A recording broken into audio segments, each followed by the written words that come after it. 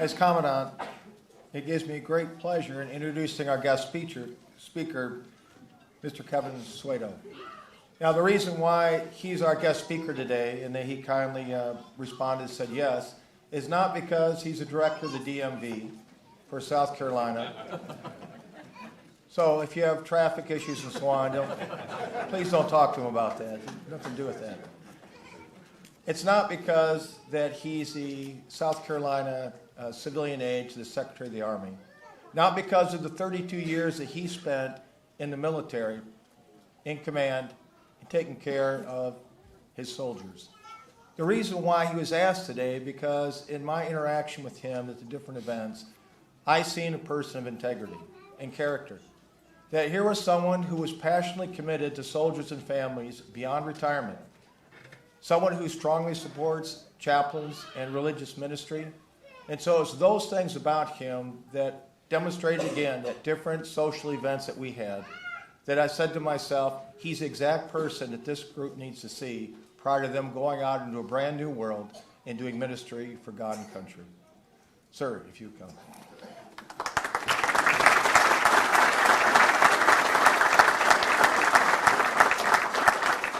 I've got a bad habit of doing things the wrong way, so I'm going to start out without the podium. And anybody else notice here the first thing the chaplain did was throw me under the bus with the DMV line? I was hoping to go ahead and hide that, but it reminds me of a great Saturday Night Live, which was there is only one reason that the IRS exists today, and that's to make the DMV look good. So if you get that one out of the way, I can get back to my normal spiel, which is, it's a great day in South Carolina. Yeah. It's a great day because we have a chance to honor a whole lot of chaplains. As a matter of fact, I've got to be honest with you. There are nuns all over the world right now rolling over the graves, scared to death that I'm going to influence the future of the chaplain corps.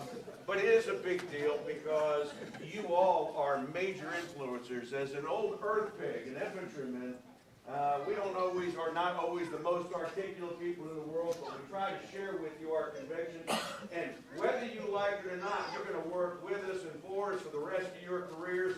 So you're probably going to hear "Forgive me, Chaplain" more times than you care to imagine. Now, with the Chief of Chaplains here, I'm going to try to avoid that one. But I make no guarantees. On the positive side, the Deputy Chief of Chaplains is a Catholic chaplain, and I know he does absolution, so I may be okay. So what I want to do is I want to talk to you. I want to get you to appreciate what it's going to take to go ahead and enter the force, because there are certain nicknames where you'll tell when you have arrived. For example, if you talk to a Marine, they will tell you that they have medics in their ranks, but a medic doesn't become a Marine until he earns the title Doc. Okay? You want to earn that title, Doc. You're a medic until you've demonstrated your worth. Well, the same thing goes on in the chaplain corps. From my perspective, you're a chaplain until you've earned the moniker Padre. Okay? I mean, Padre is always an informal way. It's a way of bringing you into the fold. As a matter of fact, it's really interesting. We've got a super soldier in the Chief of Chaplains. I got to spend some time with him. He may be the only chaplain I know whose combat patch is from the Ranger Regiment. How special is that? I mean, this is a really, really good thing. He understands where I'm going with today's speech in terms of your responsibilities. Because you all, whether you like it or not, are combat multipliers. You have no idea what power you bring to an organization and to an army that without you, we didn't stand a chance. As idiots around the world are trying to fight against keeping chaplains in our formation. We can't ever afford to let that happen. But I'm going to start off with the good news and the bad news kind of thing. Now, I try to call a spade here, but one of the things that happens is there's a thing called the Gallup poll. They've run it every year since 1986, and it discusses trust and confidence in American institutions. On the positive time, with the exception of 3 times, the military has been the #1 organization with regards to trust and confidence in the American people. Unfortunately, religion and the clergy does not follow as high. Last year, religion, organized religion, and the clergy was number 6. Now, I don't understand it. I think that the American public's got that wrong. But you've got to understand your environment when you're in it. And the problem becomes, in many respects, that we have reshaped norms. Values don't change over time. But somehow, magically, mysteriously, we marginalize religion in almost everything that happens. The TV is the worst example of marginalizing religion. And as a result, our values are the basis. You are the keeper of those values. Your calling took you to certain values. And you can't tolerate, in my mind, the marginalization that has taken place with religion.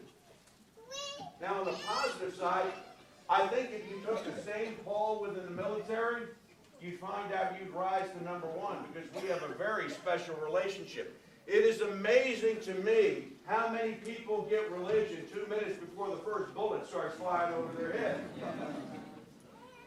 Nobody else sort of kind of understands this. And at precisely that time, you're going to bring the strength of God to an organization. And so you have an uphill fight. It's to reflect and beat up those societal norms. Now, I talked to the criticality of your position. Chaplains cannot afford to have a bad day. Commanders can. Sergeants major can. Chaplains cannot afford to have a bad day. Everybody expects you to be on your game 100% of the time. Because if the chaplain's down, everybody gets down quickly. What I say, and when I was appointed by Governor Haley and the job I've got right now, she always started off, and I plagiarized it, it's a great day in South Carolina. But I go one step farther, she's not always happy with it. It's a great day in South Carolina, and if it's not, it's your own fault. Okay, the good Lord gave you every skill set to make it a great day. And you have that requirement as chaplains. You can't afford to get down. Our energy comes from you, especially in combat. Now, the most important thing that I can convey, and I'm going to go ahead and share with you a story before I get into the piece, and that is when I got to the DMV, everybody came my first day in there and they said, we'd like to have a prayer breakfast. And I thought, that's a great idea. We've done them in the Army. I think it's the greatest thing happening. We're going to make that happen. As soon as I commit to it, I've got a bunch of, I can't use any of that. People. You cannot have a prayer breakfast in the DMV, separation of church and state. That's just wrong. And you have to have someplace. Well, I was going to have it, so I went next door to a public company and said, we want to borrow yours so we can have a chaplain. Now, who did I get to do the first prayer breakfast? The installation chaplain at Fort Jackson, the one that I had just left as the deputy commander. And here's what he opened with. He opened with, and he had no idea what I was going through. This was just his message. Spirit of God talking to him at precisely the right time. And he says, our Constitution guarantees a freedom of religion, not a freedom from religion. Hear, hear. Okay, guess where we had the next prayer breakfast? Right smack dab in the middle of the DMV, and we have it there every month. Now, why do I tell you that?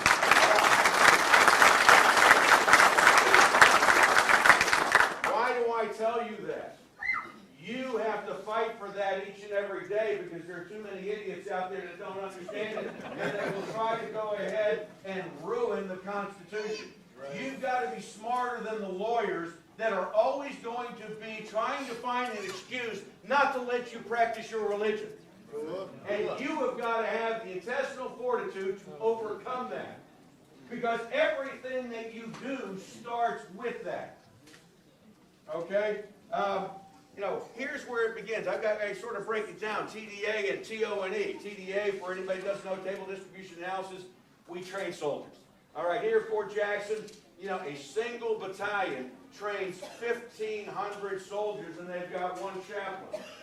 You know, what happens? There are two people in the battalion at 10 o'clock at night. The battalion commander, because he's trying to catch up on everything he's got to do, and the chaplain. He's got 1,500 soldiers standing in line to see him for 10 weeks. Now, how many of you have seen the movie Groundhog Day? This is Groundhog Day, because you get a new group every 10 weeks and things don't change. And you've got to have the strength to go forward and minister to these individuals each and every time. It changes when you get to a tactical unit. Instead of losing that time from, whatever you call it, 6 o'clock in the evening till 10 o'clock at night, you are going to start working nights and weekends. Your flock needs you when they need you. They don't need you on your clock. And so it's amazing, as you're preparing soldiers to go back out to combat, how critical you are in playing in that arena. I've got to go ahead and, tell you that the soldiers that are going to be working with you are a reflection of society. Nothing they say or should do, because it's not a special breed of cat that we go ahead and recruit, are going to have the same problems that every organization has with people. And you've got to be prepared for the best things in life and the worst things in life when you're over there. I mean, right now, you should be wargaming. What happens when you take your first unit into combat? What are you wargaming? You're wargaming the worst possible things that can happen, because they are going to happen. We got a nickname in the Army for Jody. Okay, everybody over here knows who Jody is. Nobody over here knows who Jody is. But Jody's the guy that comes to steals your gal while you're gone. Okay, we sing about him during morning runs, but you've got to deal with being in combat and somebody stealing the girlfriend or wife of one of your soldiers. You've got to deal with a soldier's death of a child while you're in combat. You've got to deal with unit losses. Because if you don't have a plan for this ahead of time, you're going to fail. Okay? We can go ahead and say, I'll pray about it, but you've got instantaneous decisions to make that your prayer would take care of you, getting you to this point. But part of prayer is listening to the Lord and sending you a message saying the best part of any operation is the preparation that goes into it. Okay? One thing that I have never believed in is luck. Why? Because the more I prepare, the luckier I get.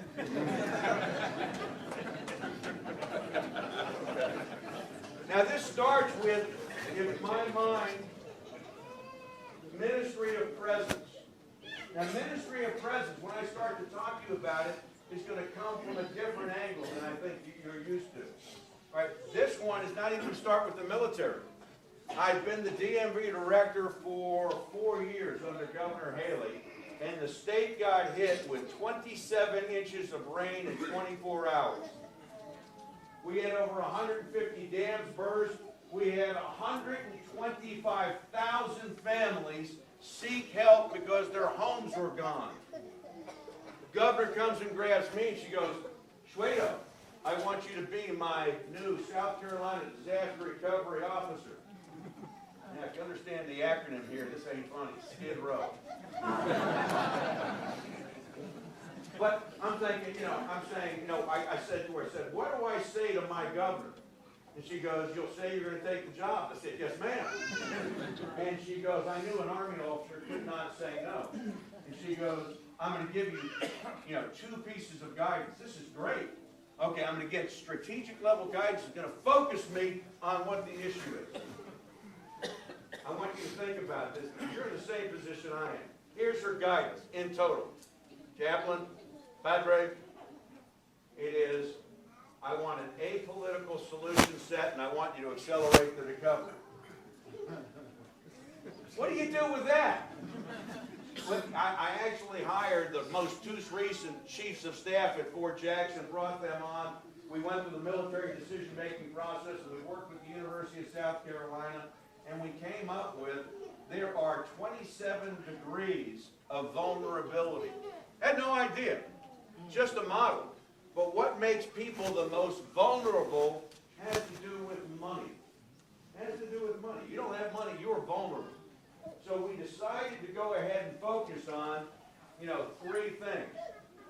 Those that were in the bottom third of poor, not the bottom third of society, the bottom third are poor, and those individuals that were above the age of 65, and those individuals that, what was it? There was money, age, and there was another piece of bone, I can't remember what it is right now, but it doesn't matter.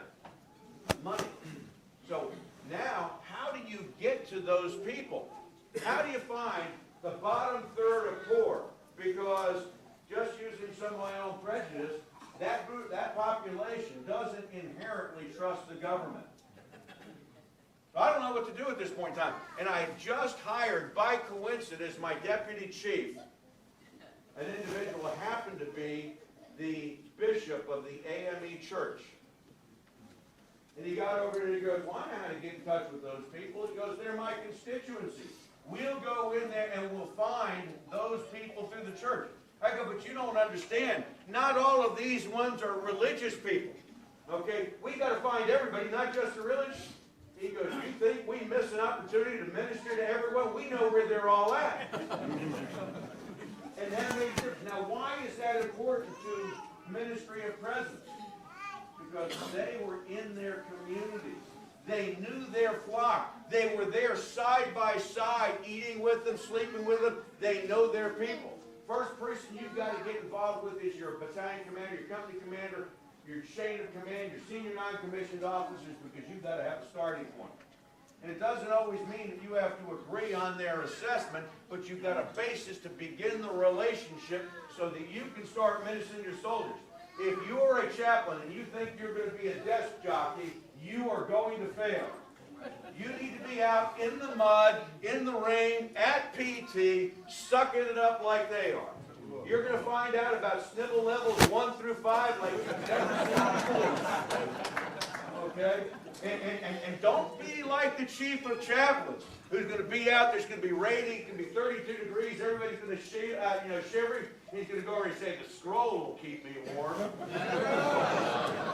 He'll keep that much of you warm, chaplain. But anyway, the point becomes, be out there, be present with the soldiers, and learn what's going on. You know, the other part is, you can't always take the soldier's side. Biggest problem with chaplains is they always want to take the soldier's side. You have a balancing act. You have to represent the soldier, you have to represent the commander. And the commander is going to be tougher than woodpecker lips. He is preparing soldiers for combat. And you're going to want to say, you're being too tough, sir. No, he's not. He's preparing soldiers for combat. On the other side, you've got to tell them when they're being stupid. What are they balancing? They're balancing people preparing for combat. And so if you don't know the warrior ethos and recognize that the warrior ethos is what's driving that commander, you know, you won't understand why he's being as tough as he is. And for the members that don't understand what the warrior ethos is, I will always place the mission first. I will never accept defeat. I will never quit, and I will never leave a fallen comrade. Training has to be realistic, and it has to be demanding. Stress inoculation is a part of it. And on the other side of it, some of them can get it wrong and go in there too hard. Okay? You have got to be that defining person who knows what that is. I used to define that the same way I used to define my relation with the sergeant major. I'm going to give you 2 quick scenarios. Sergeant major or the chaplain walks in at the end of the day and sits down in front of your desk. Good day or bad day? No, it's a great day. He's coming in to talk to you, by gosh. Don't think too much into this. Let me change it, though. Chaplain or the sergeant major walks into your office, pulls the door shut, then sits down. Life just changed for you. Because the chaplain or the sergeant major cannot solve the problem that you now have on your desk there, Commander. And you've got to have that relationship with the commander. Because he's got to know. Now, the problem is, you have also got to go ahead and understand what it's going to mean to take and have a relationship and tell him when he's wrong. There's a thing called the law of legitimate dissent, but before I talk about it, I've got to share with you a story to make you understand how critically important this is. There is an organization some of you have heard of called MTV. How many of you know that MTV about 10 years ago was running out of business? They were one day from failing. And all of a sudden, they hired an expert to come on in and find out what it was going to take to make them successful. So you know what they did? They went out and they did a survey of every one of the kids that watches MTV and find out what they like. And you know what happened to MTV when they implemented that strategy? They had to borrow money to stay alive. Why is that? Because your generation has a nasty habit of telling people what they want to hear instead of what they need to hear. It wasn't until they went out and they said, here, college kid, we're going to give you a $100 bill if you give me 20 minutes in your room. I'm going to go through your computer. I'm going to go through your drawers. I'm going to go through your closet. I'm going to find out what you're using, what you didn't use. And all of a sudden, I'm going to figure out what makes you think. Oh, by the way, we're going into your computer. We're going to drop down your files and see what you're looking for. But it made them successful. It made them profitable. You do not have the luxury of telling the boss what he wants to hear. You've got to understand that. There's a thing called the law of legitimate dissent, which suggests that once you are given an order, you have the obligation to follow it unless it is illegal, immoral, or unethical. In which case, you have an obligation not to support that order. And how do you define that? You don't define that by societal norms. Okay? Most of the time, if you see it's wrong, it probably is wrong. You need to access it. And you need to have a relationship with the commander where you can walk in and say things are wrong. There are commanders who set the command climate and screw it up by virtue of their mottos. There are two mottos that I can think of over 32 years that caused problems for a unit. One was my unit in Germany. And the motto was, results, not reasons. We had a lieutenant who was court-martialed because he took it too literally. He didn't understand the commander's intent, which was to never do anything immoral or unethical. But in this case, the kid did, and he paid the price. The other one was, don't take prisoners. Now that's a good, kind of pump people up and don't accept defeat. You show me a good loser and I'll show you a loser kind of attitude. But if people take you literally, there are issues. Because you've got to remember that you are what I will call the canary in the mine shaft. When it comes to command climate, you are going to know the soldiers better than most people because they'll open up and tell you things that nobody else will know. And when you start to see that canary failing in that mine shaft, and the command climate going south, it's time for you to pull that door shut in the commander's office and have that, come to Jesus meeting with the chaplain, with the commander. So there's so much to go in there in terms of legitimate dissent, but you don't really have any options to go ahead and to do things the right way. Okay? You are men and women of character. You are competent men and women of character, and now you've just got to have the moral turpitude to stand up and do what's right. Now, in all of this, I've talked about what your responsibilities are. There's one other thing that I don't want to leave in terms of responsibility. I don't want you to ever forget for a minute you've got to take care of yourself. And I want you to understand how difficult that is. Most of you are going to focus as appropriately on the Sabbath. So many of you are going to lose Saturday and Sunday, and all of a sudden we're doing PT Monday through Friday at 5 o'clock in the morning. You're doing counseling after hours. You have to find a way to create balance in your life and not sacrifice your physical fitness in the process. Because your physical fitness will give you the mental acuity you need to deal with a whole lot of issues. You're not physically fit, you're going into combat. Even though you're not a trigger puller, you've got to have greater stamina because you're going to have worse hours than anybody else in the unit. And if you don't take care of yourself, nobody else will. Especially you bachelors. Many of you that are not bachelors have a chance, and your spouse will go ahead bring you that piece of humble pie we all need. And they'll tell you when you're not spending enough time at home, and you'll figure that out. But don't forget about your own growth and building when you're coming on up that way.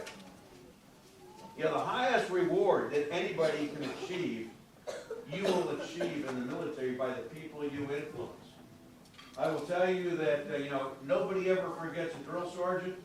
I can tell you who mine were in 1974, Drill Sergeant Greathouse and Drill Sergeant Murphy. Greathouse may be the ugliest man known to mankind. He's probably got bigger, meaner, and uglier every day since 1974. And Murphy just the exact opposite, but people remember their chaplains. You know, the chief of chaplains and I were just talking about people that had influenced us in our lives, and you'll be able to make them a part of your sermon forever, in terms of your personal conduct. And I'll tell you what, one thing I want you to understand is your personal conduct is something that everybody looks at every day. You can't rationalize any behavior because what they see you do, they will make the assumption that they can do because you are, if you will, the moral imperative for a unit. You do one thing wrong, you pick your nose wrong, they're going to go ahead and notice it. They are looking for hypocrites in the clergy. If you want to know why the Gallup poll has organized religion and clergy as number 6, it has to do with personal example. You've got to do it better, you've got to do it sharper, and you've got to do it with more gusto than anybody else in your formation. You've got to inspire others. And you've always got to look for that opportunity. And the one person you never let into your formation, and you've seen it on Saturday Night Live, Debbie Downer. She ain't allowed in your formation. You've got to find a way to weed her out and to take charge and make a difference. So you're going to know when you get it right. When they start referring to you as Padre and they're pulling you into their circle of trust, you're going to be just fine. I'm going to give you the same advice as I finish here that I got when I graduated from the Infantry Officer Basic Course.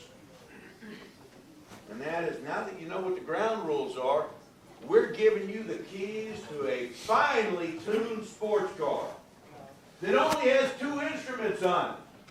An accelerator and a horn. Drive it hard and don't quit. This is a great career and you're going to make a heck of a difference in our Army.